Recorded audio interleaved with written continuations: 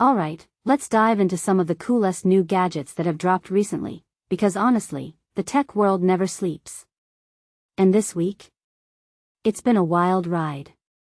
From audio gear to calculators, yes, calculators, there's a lot to unpack. But let's start with something that caught my eye immediately, the Technics SL-1200M7 ALD. Now, if you're into turntables, you know the SL-1200 is basically the holy grail. This special edition, though? It's a collaboration with Leon Dore, and it's got this mulberry green finish with gold detailing.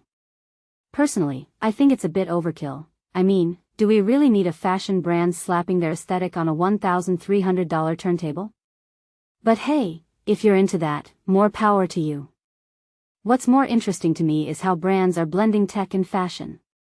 It's not just about functionality anymore, it's about making a statement.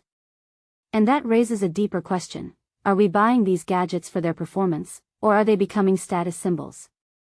Speaking of audio, Apple dropped the second-generation AirPods Max 2, and honestly, I'm a bit conflicted. The design hasn't changed, which is fine, they're already sleek, but the new H2 chip and HDR amplifier are solid upgrades. What makes this really interesting is the live translation feature. Imagine traveling and having real-time translation right in your headphones. But here's the thing, they're still $549.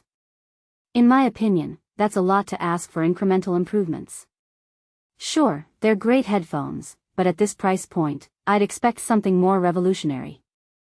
What many people don't realize is that Apple's strategy here isn't about blowing your mind, it's about keeping you in their ecosystem.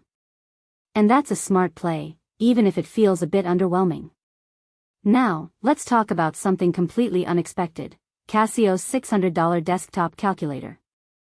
Yes, you heard that right. The Casio S100X Japanese Lacquer Edition is a calculator that costs more than some laptops. What this really suggests is that luxury isn't just about watches or cars anymore, it's seeping into the most mundane objects. A detail I find fascinating is that the lacquer finish takes a month to apply. Who's buying this? Probably not your average student. But if you take a step back and think about it, it's a statement piece for someone who values craftsmanship, even in something as utilitarian as a calculator. Another gadget that's got me thinking is the Denon DP-500BT turntable. This is Denon's first Bluetooth turntable, and it's a big deal because it bridges the gap between analog and digital. From my perspective, this is a smart move. Vinyl is having a moment, but not everyone wants to deal with the hassle of wired setups. The aptX adaptive codec ensures high-fidelity streaming, which is great, but I can't help but wonder, are we losing something by going wireless? There's a certain ritual to setting up a turntable, and I'm not sure Bluetooth captures that. Lastly, let's touch on the Marshall Bromley 450. Marshall's party speakers always have that rockstar vibe, and this one's no exception. But what stands out to me is the integrated lighting system. It's a small detail, but it completely changes the vibe. If you're hosting a party, this isn't just a speaker, it's part of the decor.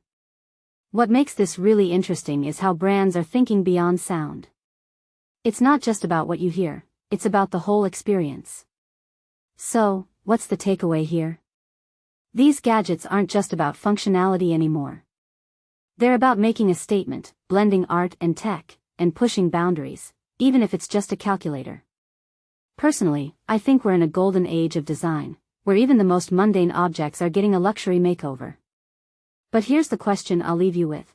Are we losing sight of practicality in the pursuit of aesthetics? Let me know what you think in the comments below.